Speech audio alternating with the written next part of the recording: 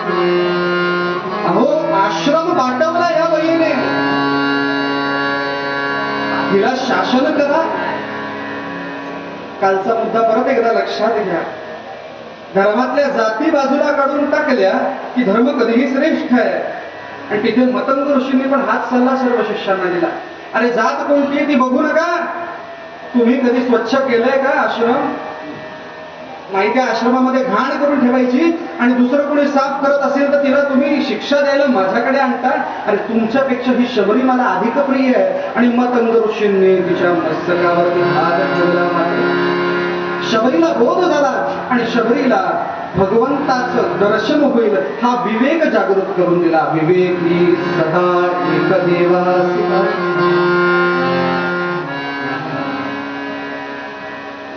आणि त्याच्यामुळे वयाच्या 16व्या वर्षी घर सोडलेली शबरी स्वतःच आश्रम बांधून राहायला लागली.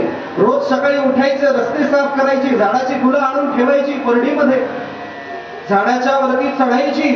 प्रभू रामचंद्र माझ्याकडे येणार असा आशीर्वाद दिलाय ना गुरुजींनी, म्हणून पटकन रोज सकाळी झाडावरती चढून बोरं काढायची. आता बरेच जण म्हणतात शबरीने भगवंतांना पुष्टी बोरं दिली, पण खरं पुष्टी बोरं केली नाहीत. ती झाडाजवळ जायची आणि त्या झाडा शिट्टी मारत आहे, झाडावरती चढून झाडावरच एक बोर खायची. ते बोर जर गोड असेल तर मग त्या झाडावरची बोरं ती काढत असते. कारण एका झाडावरच एखादं फळ जर गोड असेल तर बाकीची पण फळं गोड. अशी सगळी परडी जमा करायची आणि यायची आणि स्वतःच्या आश्रमामध्ये बसून प्रभू रामचंद्रांना आळवायची, म्हणायची रामा रघुनंदना रामा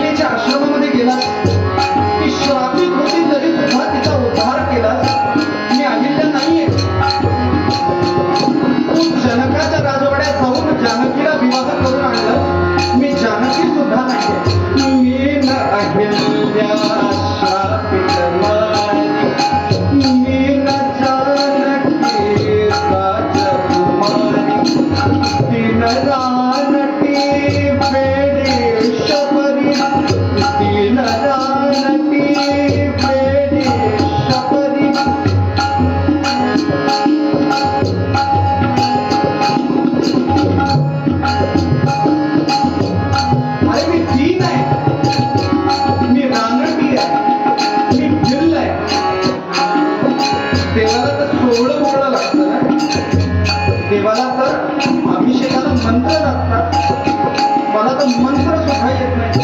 आवाहनम न जानामि न जानामि तदर्थं पूजा चैव न जानामि क्षम्यतां परमेश्वर. मंत्रहीनम क्रियाहीनम भक्तिहीनम सुरेश्वर. माझ्याकडे भक्ती सुद्धा नाही, प्रेम सुद्धा नाही, मंत्र सुद्धा नाही, तंत्र सुद्धा नाही. तरीही येशील का? तरीही येशील का? अगो 16 वर्षात निघालेली शबरी आणि आता 90च्या पुढे गेली. आता धड पायाने चालता येत नाही, आता डोळ्याने दिसत नाहीये, आता हात चालत नाही. अशा अवस्थेला जाऊन पोहोचली. आणि ह्या अवस्थेला पोहोचल्यानंतर आता जरी राम येतील का, आता तरी राम येतील का, मनामध्ये विवेक कायम एक आहे. आपल्यासारखं नाही सोमवारचा उपवास केला की शंकर प्रसन्न होईल, मंगळवार केला की देवी प्रसन्न होईल, शनिवार केला की मारुती घरीच येईल. विवेकी सदा एक देवास आणि भाग्याचा दिवस उजाडला. आणि भाग्याचा दिवस उजाडला. संपूर्ण घर स्वच्छ केलं आणि रोजच साफ करते. आजूबाजूची सगळी माणसं म्हणतात, अरे ही शबरी रेडी झाली आहे, राम येणार आहेत हिच्याकडे. सगळं घर साफ स्वच्छ करून ठेवतीये. कधी प्रभू रामचंद्र येतील, कधी प्रभू रामचंद्र येतील, सतत मनामध्ये हाच ध्यास. आणि एक भाग्याचा दिवस उजाडला की ते सीता शोधात प्रभू रामचंद्र त्याच वनामध्ये जात असताना प्रभू रामचंद्रांना ही कल्पना झाली की आता शबरीला दिलेल्या मतंग ऋषींनी आशीर्वादाचं फलीभूत करण्याकरता आपण या वनामध्ये आता आलोय. आता त्याच्या कुटीमध्ये जाणं आपल्याला प्रेत आहे. आणि प्रभू रामचंद्र वल्कल धारण केलेले आणि सोबत लक्ष्मण असे दोघं जण त्या आश्रमामध्ये जात आहेत. आता सारखं डोळ्याला चष्मा नव्हता शबरीच्या.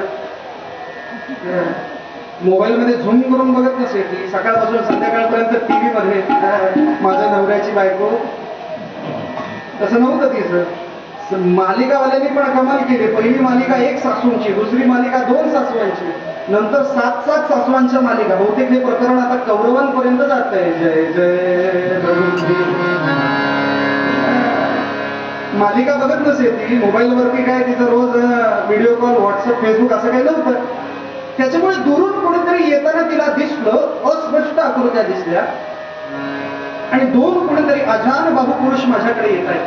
शबरी, शबरी हे राम तर नाहीत ना? हे राम तर नाहीत ना?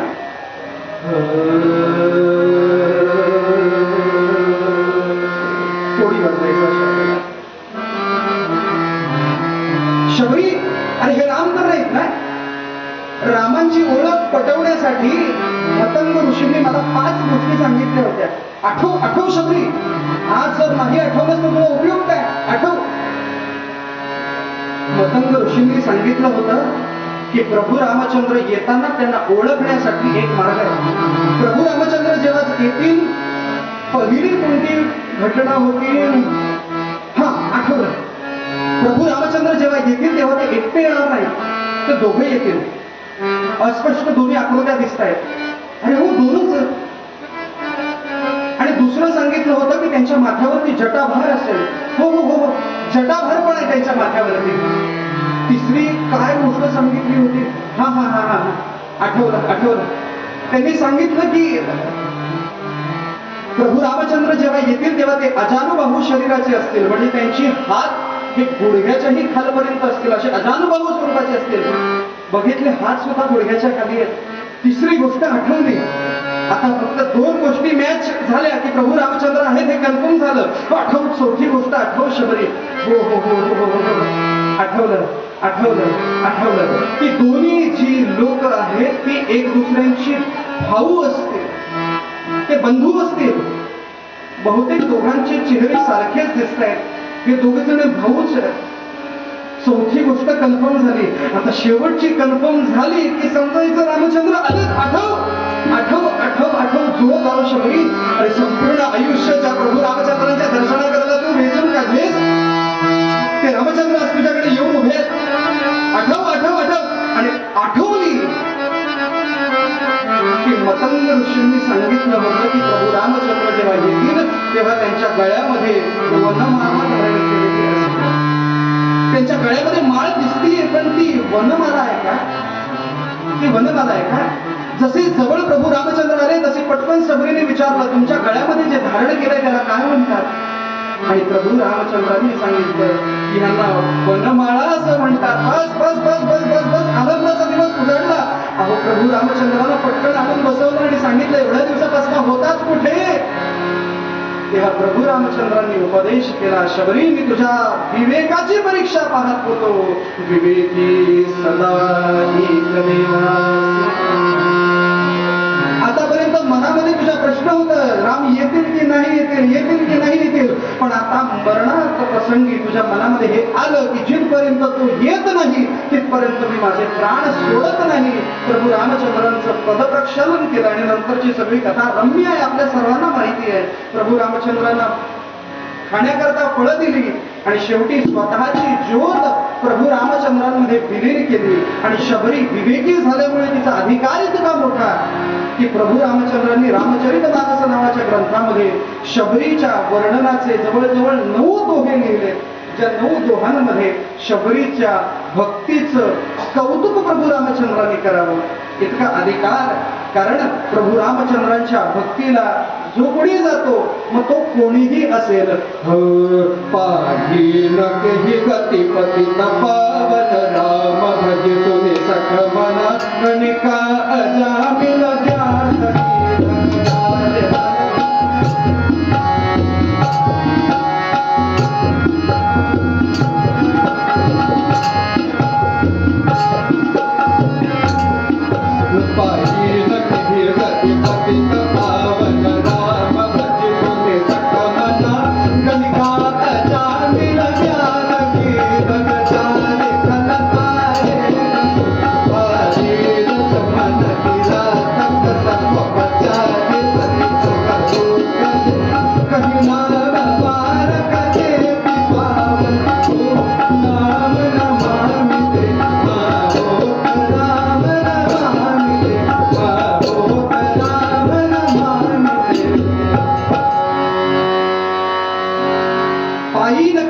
पतित पावन राम भजी सुनी सखी म्हणा. प्रभू रामचंद्रांचं ध्यास ज्यांनी घेतला त्यांची भक्ती केली आणि तो वाया गेला असा शोधून सापडणार.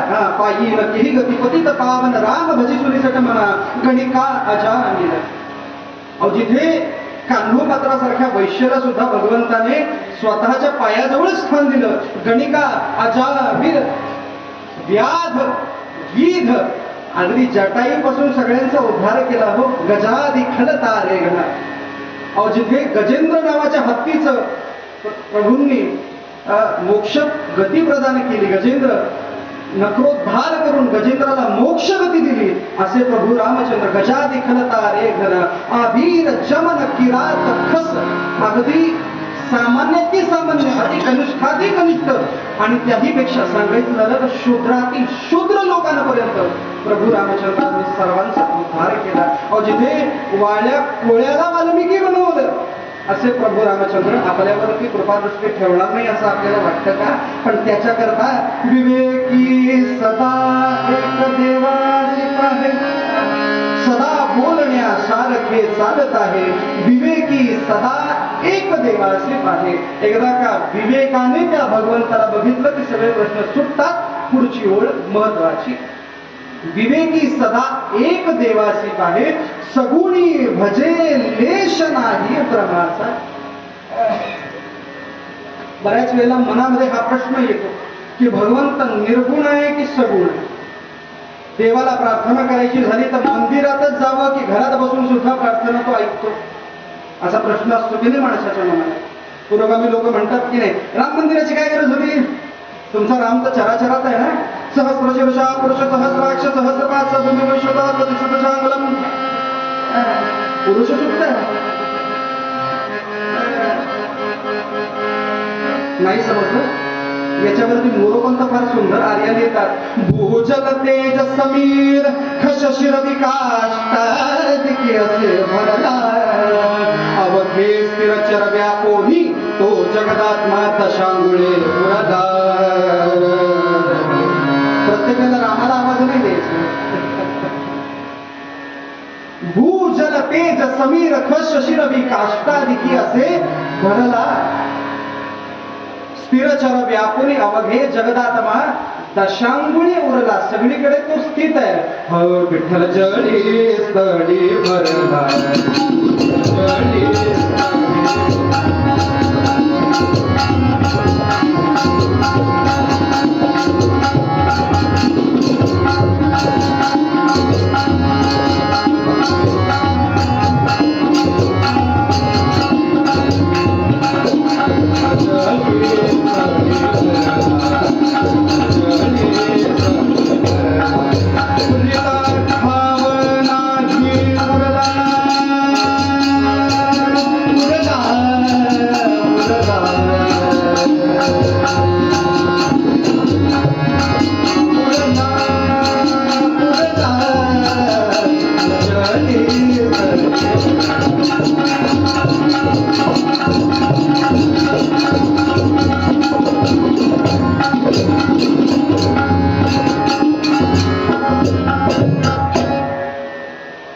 विठ्ठल जळी स्थळी भराला रेता ठाव नाही. पण मग मनामध्ये परत तो आहे तसाच प्रश्न केंद्रित आहे. भगवंत सगळीकडे आहे, मग भगवंताला मूर्ती रूपामध्ये बघायचं की निर्गुण रूपामध्ये बघायचं, हा वाद आहे. या वादाकरता जरा संतांचे हात धरले की आपल्याला पटकन समजतं. ज्ञानोबाला वर्णन करतात, अरे भगवंता तूच सगुण म्हणू की निर्गुण रे, तूच सगुण म्हणू की निर्गुण रे, तूच सगुण म्हणू की निर्गुण रे. सगुण निर्गुण एक गोविंदू रे, एक गोविंदू रे, एक गोविंदू रे, एक गोविंदू रे, तूच सगुण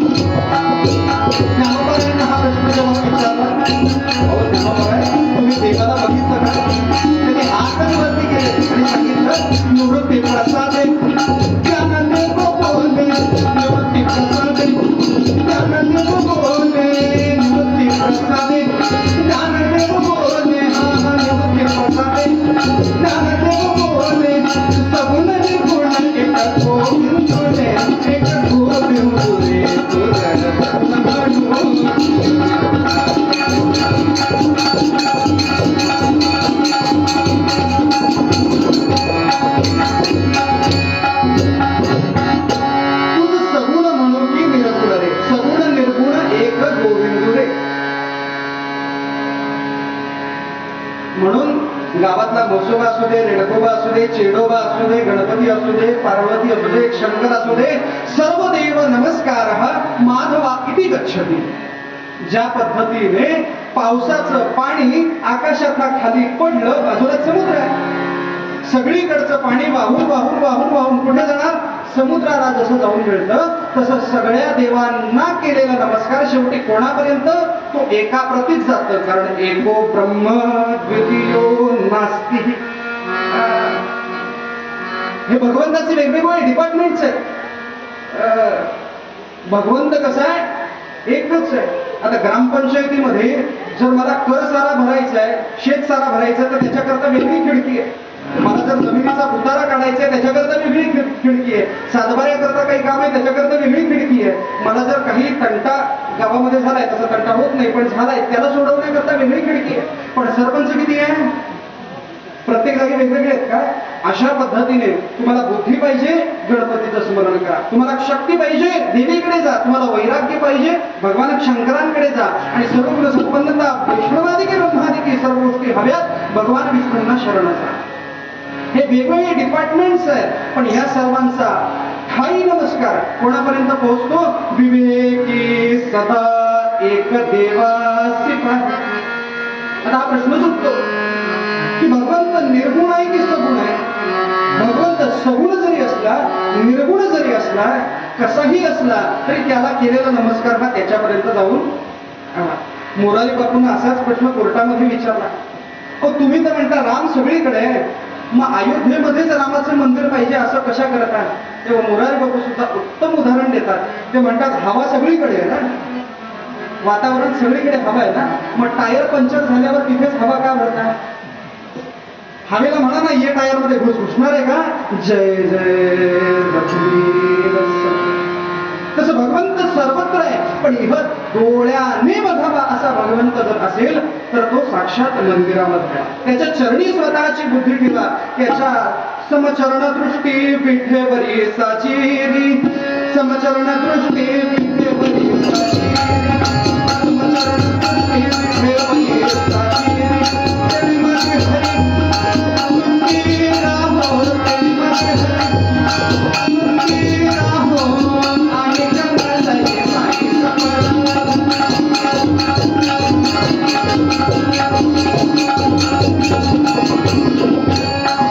तेरे माझे हात नको देवा, तेरे माझे हात नको देवा.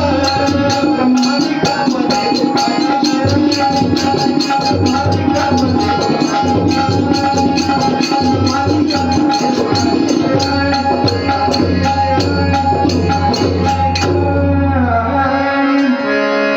समचरण दृष्टी विठेवरी साजिरी, पण तेथे माझी हरी सदा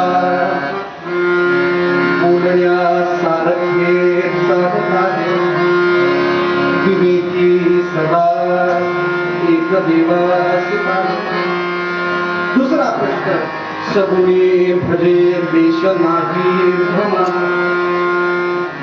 भगवंताचं सर्वोत्तम असणाऱ्या दासाच्या तिसऱ्या कॅटेगरीमध्येच या प्रश्नाचं उत्तर समर्थाने देऊन ठेवलं की जर भगवंताचा सर्वोत्तम दास जर कोणाला म्हणून घ्यायचा असेल तर त्याने सगुण आहे की निर्गुण आहे या कोणत्याही गोष्टीचा मनामध्ये भ्रम ठेवू. पण आपण एका भगवंताप्रती कधी कृतार्थ होतच नाही. एका 18 विश्व दारिद्र्य असणाऱ्या माणसाला असं वाटलं की माझ्या घरामध्ये चांगला पैसा यावा, मला पण मस्त फॉर्च्युनर घेता यावी, बुवांसारखं मला पण 17 गाव हिंडायला मिळावे. असंच एका गुरुजींकडे गेला आणि गुरुजींनी सांगितलं अरे तुला जर पैसा हवाय तर महालक्ष्मीची उपासना कर.